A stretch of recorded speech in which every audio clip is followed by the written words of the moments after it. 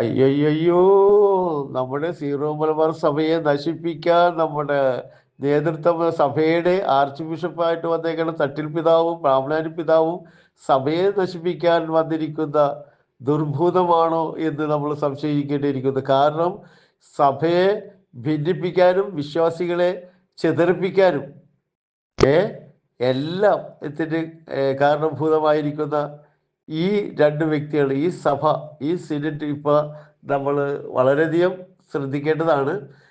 ഈ നിയമിച്ചേക്കണ വിവിധ വൈദികരെയും അതിൻ്റെ കൂട്ടാളികളെ, അതിൻ്റെ ഒത്താശയും അവരുടെ രീതിയിലുള്ള ഈ തെറ്റ് ചെയ്തിട്ട് അവരെ ഭ്രഷ്ട് കൽപ്പിച്ചവരെ സഭയിൽ നിന്ന് പുറത്താക്കിയവരാ. വീണ്ടും ബ്രാഹ്മണൻ പിതാവിൻ്റെയും മേജറാഷ്മിൻ്റെയും ഒരു ദുരുദ്ദേശത്തോടു കൂടി അവരെ കയറ്റി ഈ വൈദിക സമിതി രൂപീകരിച്ചത്. അത് വളരെയധികം ഇതിനൊക്കെ നേതൃത്വം കൊടുക്കുന്ന നമ്മൾ തട്ടിൽ പിതാവേ, എന്തിനാണ് പിതാവേ ഈ ഈ രണ്ട് ചേരി തിരിച്ച് തല്ലുപിടിപ്പിക്കാനുള്ള കാര്യങ്ങൾ ഉണ്ടാക്കി ഈ ചെയ്തു വെക്കുന്നത്? ആർച്ച് പിതാവിന് കൽപ്പിച്ചിരിക്കുന്ന, മാർപ്പാപ്പ കൽപ്പിച്ചിരിക്കുന്ന ആ ആഹ്വാനം പറഞ്ഞിരിക്കുന്ന ഏകീകൃത കുർബാന നടപ്പിലാക്കിയാൽ മതിയല്ലോ തൻ്റെ അടുത്തോടുകൂടി.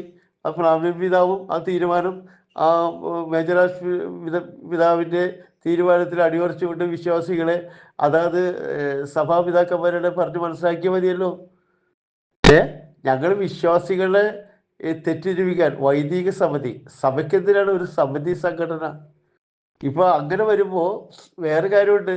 രണ്ട് സംഘടനകൾ വരുമ്പോൾ, സമിതി വരുമ്പോൾ ഞങ്ങൾക്ക് വിശുദ്ധ കുർബാന സത്യത്തിലും ആത്മീയമായിട്ട് ഉൾക്കൊള്ളാൻ പറ്റില്ല.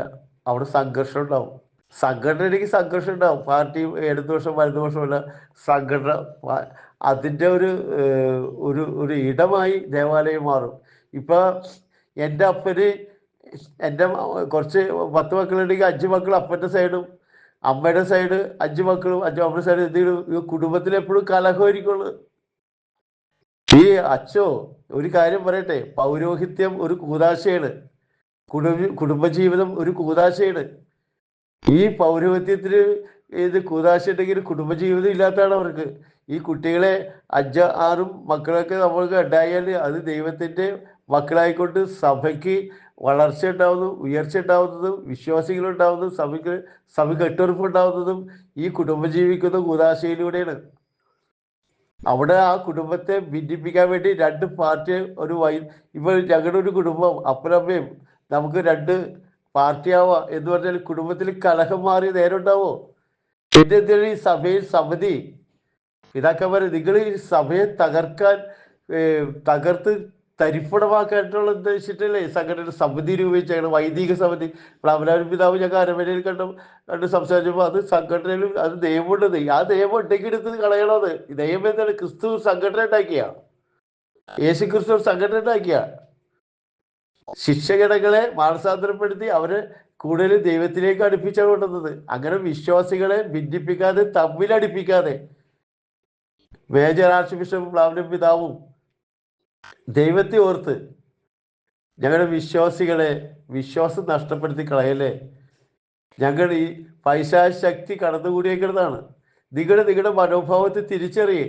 നിങ്ങളുടെ ഉള്ളിൽ ഇരിക്കുന്ന സാത്താനാണ്. ഏകീകൃത കുർബാന മതി എന്ന് ഒറ്റ വാക്കിൽ പറഞ്ഞ ആ തീരുമാനം മുഖപത്രങ്ങളിൽ ആവർത്തിച്ച് പത്രസമ്മേളനം നടത്തി വരട്ടെ. ജനങ്ങൾ തിരിച്ചറിയട്ടെ. കള്ളന്മാർക്കും ഈ തെറ്റ് ചെയ്തവർക്കൊക്കെ ഇങ്ങനെയുള്ള ഈ പണി ചെയ്യാനായിട്ടല്ല. ഈ അല്ലെങ്കിൽ അച്ഛന്മാർ ഈ പണി തീർത്തിട്ട് ഒരു കല്യാണം കഴിച്ച് 5-6 മക്കളെ ഉണ്ടാക്കിയിട്ട് അവര് കുടുംബജീവിതം നയിക്കട്ടെ. ഇതിന് പറ്റിയില്ലെങ്കിൽ പൗരോഹിത്യം എന്ന് പറഞ്ഞാൽ പൗരോഹിത്യത്തിൽ കറയില്ലാത്ത കളങ്കമില്ലാത്ത വിശ്വാസത്തിലേക്ക് ദൈവത്തിൻ്റെ യേശുവിൻ്റെ പ്രതിപുരുഷനായിട്ട് കരുതുന്ന വിശ്വാസികള് ഇത് ഈ വിശ്വാസികൾ നിങ്ങളൊക്കെ ഏത് മുഖത്തോടു കൂടി കാണും? ഏതായാലും ചെകുത്താൻ്റെ അപ്പുറമുള്ള ചെകുത്താനായിട്ടാണ് കാണുന്നത്. ഗതികളുടെ വിശ്വാസത്തെ കീറി മുറിച്ച് സഭയെ താറുമാറാക്കി സഭ ഇല്ലാതാക്കാൻ നോക്കുന്ന ഒരു സംഗതിയിലേക്കാണ് വരുന്നത്. അപ്പം പൗരോഹിത്യത്തിൻ്റെ വാഹന്യം എളിയ വിശ്വാസി, ഒന്നറിയാത്ത ദൈവശാസ്ത്രമൊന്നും പഠിക്കാത്ത ഒരു വിശ്വാസി എങ്കിലും പറയണത് നിങ്ങളുടെ അറിവിലേക്ക് വരട്ടെ. സഭ എന്ന് പറഞ്ഞാൽ പരിപാവനമായ പവിത്രമായ ദൈവത്തിൻ്റെ ഇടമാണ്. ആ സഭയിൽ മാലിന്യങ്ങൾ വന്ന് കൂടാനുള്ളതല്ല, അവിടെ കലഹം ഉണ്ടാക്കാനുള്ള സംഘടന ശാലയല്ല അത്. ഇത് ഒത്തൊരുമയുടെ ഒരു കുടക്കീഴിൽ കർത്താവിൻ്റെ ചെറിയ കീഴിൽ ഒരുമിച്ചിരുന്ന് ദൈവത്തെ, അതാണ് ഏകീർ കുർബാന.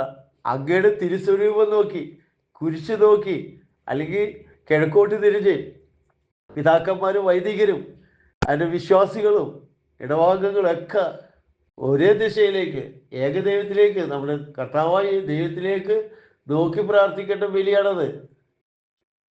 അവിടെ സംഘടനയില്ല, ഒന്നാണ്, നമ്മൾ ഒന്നായിട്ടാണ് കാണുന്നത്. അല്ല വൈദിക സംഘടന, നിങ്ങൾക്ക് നാണമാവില്ലേ വൈദിക സംഘടന? അതിലെത്രയോ നല്ല രാഷ്ട്രീയം. ഒരു കല്യാണമൊക്കെ കഴിച്ച് 5-10 മക്കളെയൊക്കെ ഉണ്ടാക്കി ഈ കള്ളത്തരത്തിനും കള്ള പരിപാടിക്കൊക്കെ പോണവരെ കൊണ്ട് മാന്യമായി ഒരു കുടുംബജീവിതം നയിച്ചു പോയിക്കൂടെ? മനസ്സിലായി? ഇരുട്ടത്ത് മറ്റേ പരിപാടിയും വെളിച്ചത്ത് പകൽമാരിനായിട്ട് നടക്കണം പണി. എന്താണ് ആ പണി പാടില്ല വിശ്വാസ സഭയിൽ. അപ്പം അതുകൊണ്ട് ഈ വൈദിക സമിതി പിരിച്ചുവിടുകയും ചെയ്യണം. തെറ്റ് ചെയ്യുന്നവരെ ഇനി ഒരിക്കലും സഭയിലേക്ക് എടുക്കരുത്. അവർ മാനസാന്തരപ്പെട്ട് അവർ തെറ്റ് മനസ്സിലാക്കി സാധാരണ വിശ്വാസികളോടൊപ്പം വാഴണം. ഒരു സ്ഥാനമോ ഒരു അധികാരം ഇനി കൊടുക്കാൻ പാടില്ല. അത് കൊടുത്താൽ വീണ്ടും അത് ആ വൈറസ് പെറ്റുപെരുകും, അതും ശാപമായിട്ട് മാറും. അതുകൊണ്ട് തിന്നു കുടിച്ച് സുഖിച്ച് നടക്കുന്ന വൈദികരെ, ബിഷപ്പുമാരെ,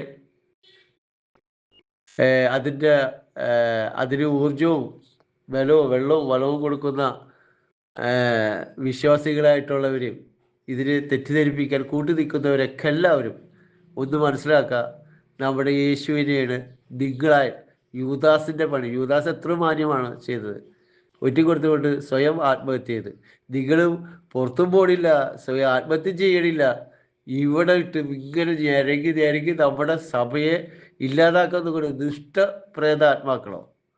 നിങ്ങളും ആദ്യം മാനസാന്തരപ്പെട്ട് ഒന്ന് ദൈവത്തിലേക്ക് അടുക്ക്.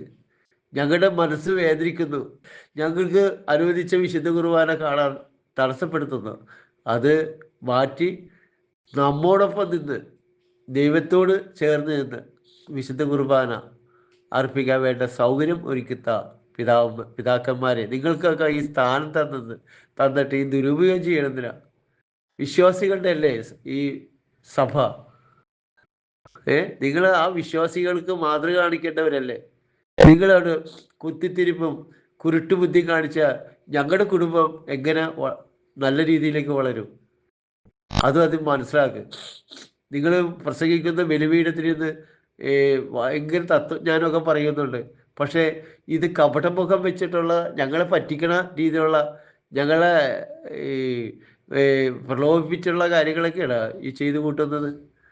വിശ്വാസം ബലിപീഠത്തിൽ നിന്ന് കറയില്ലാത്ത മനസ്സോടുകൂടി ബലിയർപ്പിക്കണം, കളങ്കമില്ലാത്ത മനസ്സോടുകൂടി ബലിയർപ്പിക്കണം. നമ്മൾ ചിന്തിക്കുന്ന പോലെ, നമ്മൾ മനസ്സിൽ വിചാരിക്കുന്ന മുമ്പേ ദൈവം അറിയുന്നു.